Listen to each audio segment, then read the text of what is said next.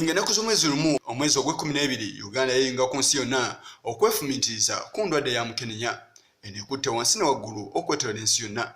Mu nnyaffe Uganda akadde kano ebibalo biraga nti abantu abasoba mu kakadde akalamba be balina obulwadde bwa Mukenenya, emitwalo egikulumiza mu 6 be bafuna obulwadde bwa Mukenenya, ate emitwalo nga2.5 be bafa endwadde ezirina akakwate ne Mukenenya.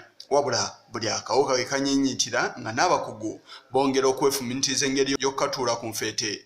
Kino nno kye kyawaliza Charles Brown okulaba nga abatannakafuna naye nga bali mu buzibu okukafuna abasalira mangu amagezi. Muno mulimu abasawo, bamalaaya n'abantu abalala.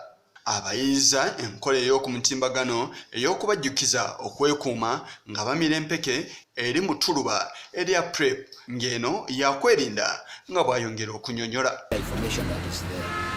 So with this technology like the apps, apart from you going to check how many people are downloading the app and people giving their testimonies, there's no, I don't know how you can test effectiveness. Once somebody is just from self-report and then again from how you see people downloading the app. So we've had a lot of discussions and people continue appreciating that they actually downloaded the app and they have gotten information about PrEP. And some of them sharing with us that actually they have been able to set their reminders and they are able to take their drugs. Newankubadde nga agikoledde abo abali mu kakyabagako okufuna obulwadde buno, wabula n'abo abaakafuna edda nga bali ku ddagala nabo teyabeerabidde. Ono atendereza enkola eno oba application eno gy'agambye nti teyeetaaga bikwata ku muntu yenna singa oli aba ayagadde ogikozesa. Muno mulimu ennamba y'essimu, email address n'ebirala. You just download without putting any information.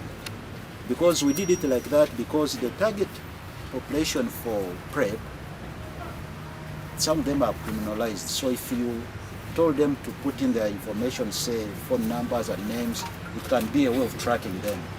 So for us to keep people's privacy, we developed this app that anyone can just go and download it without putting any details. Onera atulaze ku ebyo bye baakazuula mu kadde kano okuba yeetandika okukozesebwa abantu ab'enjawulo abaakagikozesaako.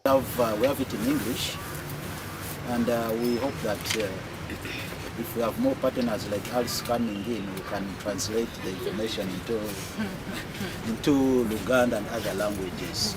Away from that, one of the things we are looking at, this is an initiative for PrEP, but when you talk about adherence, access to drugs or medication, I think there are a lot of things we can do even in terms of treatment. Akadde kano eri mu luzungu wabula laze essuubi nga n'abantu ab'ennimi endala bwe bajja okulowoozebwako. Yiino Kigongo ku lwa Channel 44 olweggulo.